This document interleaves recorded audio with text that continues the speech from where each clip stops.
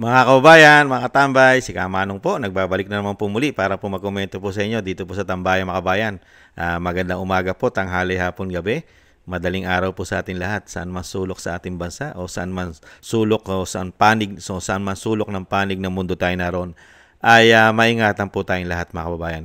Ito po, komentuhan po natin mga katambay, yung sinasabi ko nga po mga katambay. Ito po, binasag na po ni Vice President Sara Duterte yung sitwasyon po ng pagiging magkaibigan nila ni Amy Marcos, ni Senadora Amy Marcos.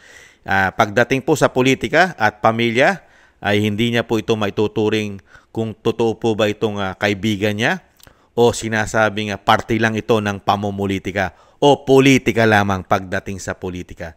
Yan po ang nakikita po dyan ng ating Vice President. Si Senadora Amy Marcos ay hindi po ito maituturing yata o hindi yata niya ito maituturing di umano na talagang 100% na kaibigan, lalong-lalo po sa nangyayari po ngayon na sigalot at problema ng bansa, lalong-lalo po ang ginawa po ng kanyang kapatid sa pamilya Duterte. Pakinggan po natin ang Vice President, ang paliwanag po niya tungkol po rito kay Senadora Amy Marcos. Maiksi lang po ito. Tingnan po natin.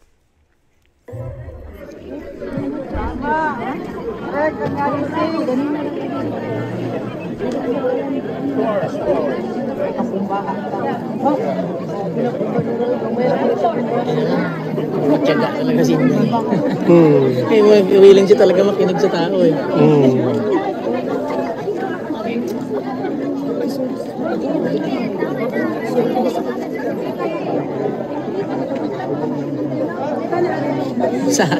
Sa atin yan, sasagot lang tayo na common sense na lang yan. Matyaga talaga, bilib talaga, willing siya talaga. Willing talaga siya makinig. Nakatao talaga sila.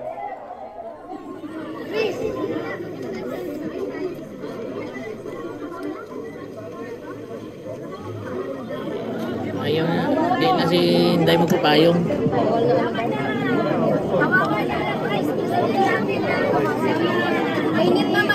Ang tanong dito ay bakit hindi masabi ni Senator Amy Marcos na ang kapatid niya, President Marcos, ang nagpadala kay Pangulong Duterte dito sa Dahig.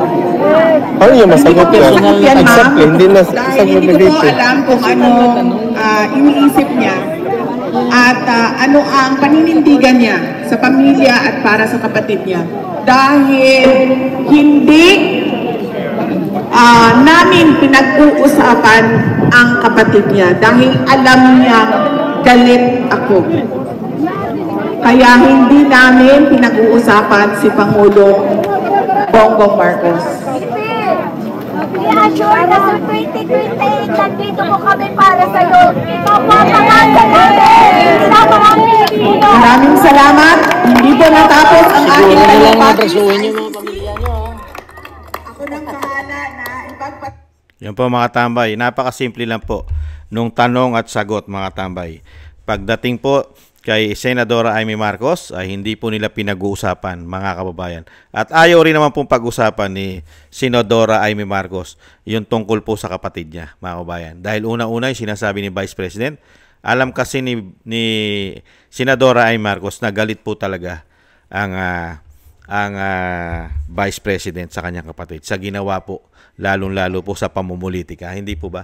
Kaya lang po ang tanong po natin, anong klase naman po kaya na sinasabing kaibigan at siya ay para sa tama at napakarami niya pong batikos, di ba? Napakarami pong batikos ng senadora nung siya po'y kumakampanya. Nahandyan po yung sinasabi pang ang nanunungkulan sa pamahalaan ay hindi na po Marcos, Araneta at Romualdez na. Di po ba? Binanata niya po ng binanata niyan. At nagpasabog din po siya na ginagastusan ng pamahalaan ayon sa kanya dahil may mga intelligent din po yan eh. May mga confidential fund din po yan at intelligent umano yung mga senador. Kaya po meron din po mga kaalaman yan. At siya rin po nagsabi na ginagastusan o gagastusan daw po umano ang pamilya Duterte ng trilyon piso o peso para sa pagpapabagsak nito. Ano na po nangyari dyan? At nakita nyo po ba kung paano po siya magsolusyon, mga kabayan, na parang ginamit lang yata niya sa pamumulitika at yung ambisyon na hindi mawala ang Marcos sa politika. Hindi po ba? Nahalata rin po ng Vice President yan, mga kabayan, yung ginagawa pong takbuhan o yung ginagawa pong style ni Senadora Amy Marcos. Nahalata naman po yan na talagang wala po siyang aasahan dyan. Hindi niya po maaasahan si Senadora Amy Marcos kasi pamilya niya yan eh. Pamilya po niya yan. At never niya pong binanggit sa ating Vice President kung anong klase po ang kanyang kapatid. Ito po ba ay talagang gumagamit ng pulburon? Di po ba? Lagi po niyang ipinagtatanggol umano ang kanyang kapatid. Lagi po niya sinisisi ang pinsan na tinatawag na tambaluslos at ang kanyang hipag na sino po? Si First Lady Lisa Marcos. Yung po ang kanyang binabatikos. Pero yung kapatid niya, hindi niya po binabatikos yan. Pero yung sinasabi nga ng Vice President, ang lahat na nangyaring ito sa ating bansa, hindi naman po abnormal at hindi naman po special ang kanyang kapatid na may kakulangan, mga kabayan, na kailangan po itong i-guide. Di po ba? Para sabihin mo na matino ang iyong kapatid. Di ba? Para sabihin mo matino yan. Hindi gagawin ng kapatid mo yan. Parang ipinagtatanggol mo pa ang iyong kapatid. Kaya nga sinasabi ng Vice President, ang may gawa nito ay yung nagbabait-baitan. Nagpe-pretend siya na siya ibang Marcos. Iba siyang Marcos. Hindi siya katulad daw nung kanyang tatay na diktador. Kaya po nagbabait-baitan lang sa mga Pilipino. Pero sa kabila nun, mas grabe po siyang magdesisyon. Grabe po ang pagiging hudas niya umano at taksil umano sa bayan. Hindi po ba? Kaya dito po mga tambay, wala pong aasahan ang pamilya Duterte kay Senadora Amy Marcos. Nanggagamit lang ito umano para sa kanya pong plano umano. Dahil yan po mismo, tumutunog-tunog na po yan, di ba? Natatakbo po yan. Kung hindi po vice presidente o presidente. Dahil mismo, merong isang nagbiro dyan na isang senador, di ba? Si Senator Robin Padilla ay talaga pong ikakampanya niya pa na maging tandem si Senadora Amy Marcos at ang ating Vice President na sa darating na 2028 presidential election. Mga kabayan, ng Duterte Marcos na naman daw po ayon kay Robin Padilla. Di po ba? Hindi kaya ito ginagamit lang po. Napakahusay po dahil nagamit na po tayo eh. Ginamit na po ang taong bayan, ginamit na po ang pamilya Duterte para po sila makabalik sa kapangyarihan. Ngayon po, muli po yatang gagamitin na naman at kayang-kaya na naman yatang budulin ng mga Pilipino at paniwalain na siya'y kakaibang Marcos. Ginagawa na po yan ng kanyang kapatid. Nagpipretend po siya na iba po siyang Marcos, hindi po siya diktador. Nagbabait-baitan ayon po sa Vice President. Ngayon, ganon din po ang ginagawa ni Senadora Amy Marcos. Nagbabait-baitan. Nagbabait-baitan po. Iba rin siya sa kanyang kapatid. Ganon po ang ngayon ang sinasabi po ng parang ganon po ang paliwanag ng ating Vice President. Kung yun po ay bubuin po natin, mahaba po yan eh. Yung unang pahayag po ng ating Vice President, ganun po, nagbabait-baitan po sila. Nagbabait-baitan na iba silang Marcos. Ganun din po ang ginagawa ng Presidente at ganun din po ang ginagawa umano ng Senadora Amy Marcos. Nagbabait-baitan po siya para iba siyang Marcos sa kanyang kapatid na junior. Hindi po ba? Wala po tayong nakikita na gustong magbago ang bansa. Hindi po gusto ni Senadora Amy Marcos na mabago pa ang bansa sa panunungkulan ng kanyang kapatid. Dahil mismo siya, may kakayahan siya na sabihin niya ang katotohanan. Nagpapahayag siya na ang kanyang hipag ay gumagamit daw umano ng pulburon. May tendency gumagamit daw umano. Meron siyang pahayag na kailangan daw po imbestigahan at malaman ang katotohanan. Pero pagdating sa kanyang kapatid, tikom po ang kanyang bibig. Tikom, mga kabayan. Kaya iisipin mo, Hindi kaya si Senadora Amy Marcos ay isa pong tik-tik nila? Mga kababayan, ito kaya ay nagbibigay na impormasyon sa administrasyon dahil ito po ay may dugong Marcos. Mga kababayan, hindi kaya mga kababayan, wala pa kasing naitutulong ito sa bansa. Wala pa.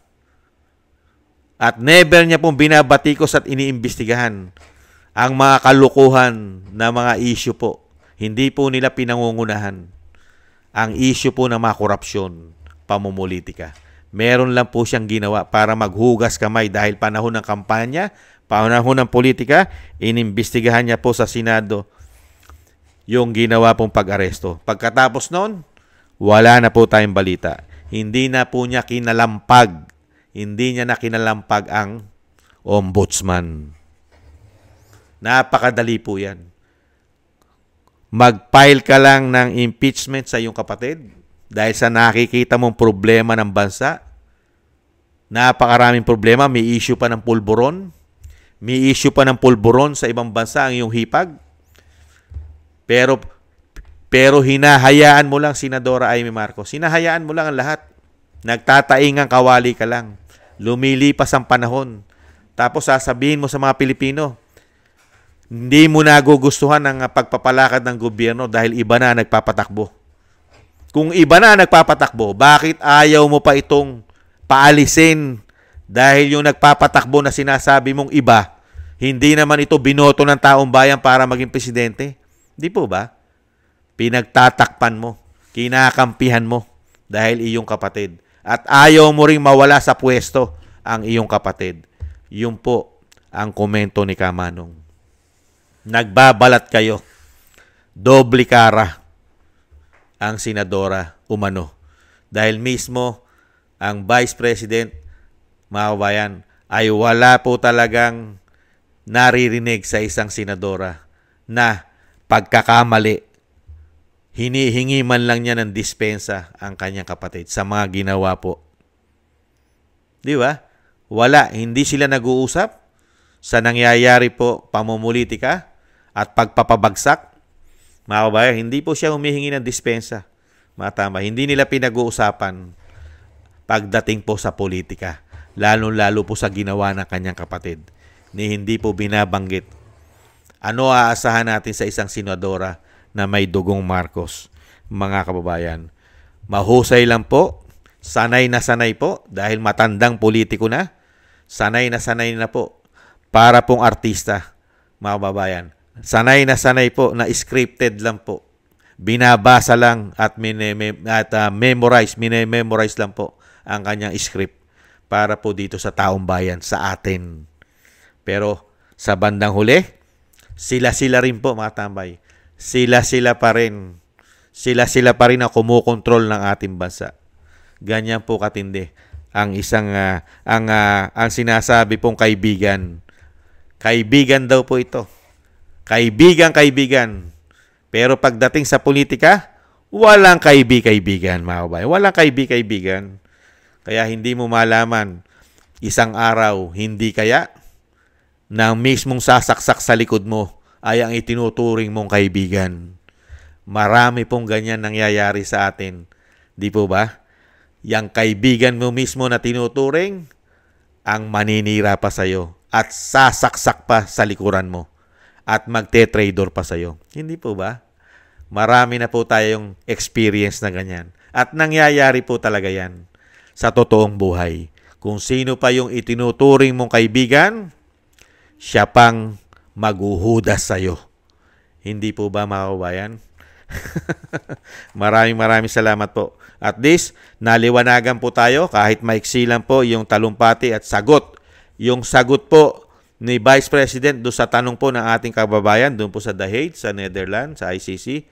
Kahit po maiksi lang ang kanyang sagot doon po sa sitwasyon ni Senadora Amy Marcos at ang ating Vice President. Naliwanagan po tayo na talaga po pagdating po dito po sa napakalaking issue ng politika, lalong-lalo sa pinagagawa po ng Pangulong Marcos na kapatid na senadora, ay wala pong yaw-yaw. No talk, no mistake po dyan si Senadora Amy Marcos. Ayaw na ayaw niya pong pag-usapan nila yan. mga kababayan. Kasi kailangan masuportahan, mga kababayan. At syempre, manatili pa sa kapangyarihan ang kanyang kapatid. Ganyan po katindi pagdating po sa politika. Malalaman mo talaga ang tunay na kulay ng politiko. Kung sino po ang nagbabalat kayo at kung sino po yung nagbabait-baitan lamang, mga kababayan. Maraming salamat po sa nagusto po ng ating tambayang mga kababayan sa YouTube at TikTok. At ganun din po sa mga nagko-comment, like, share, and subscribe. At syempre po sa ating po mga subscribers, maraming salamat po sa inyo. Mabuhay po kayo, ingat-ingat po. At maraming salamat din po sa mga nagbibigay ng tulong at biyaya sa inyong lingkod. Shoutout po Kingston 123 na Hong Kong, Eric Hershio ng Canada, Jake Yahut 4531 ng Maisog, California, USA, Gina Ray Solidides ng Berlin, Germany, Julieta Silona ng Sydney, Australia, Baby Roman, Ate Isa ng Cagayan, si Jem Aris ng United Arab Emirates, Jobilin Watanabe ng Japan, ako si Phil Am, si Annie Jo, si Chidorico Erguisa Jr., si Arpel Villacorta, Wills Bubbles 5697, Rosalina RK, Team 888, Michelle Yamaguchi Vlog at si Norma Garcia. Thank you po. Mabuhay po kayo. Lalong-lalo po sa inyong mga paggawa. Maraming salamat po. At bago po tayo magtapos, mga kababayan, isama po natin sa ating po mga dasal at panalangin na maingatan po ang pamilya Duterte, ang Vice President, ang dating Pangulong Duterte, na madugtungan pa po ang kanyang buhay at kalakasan at makabalik po sa lalong mabilis sa ating bansa. Maraming salamat po sa mga dasal, mga kababayan. Sa muli po, happy weekends. Paalam po muna. Bye-bye.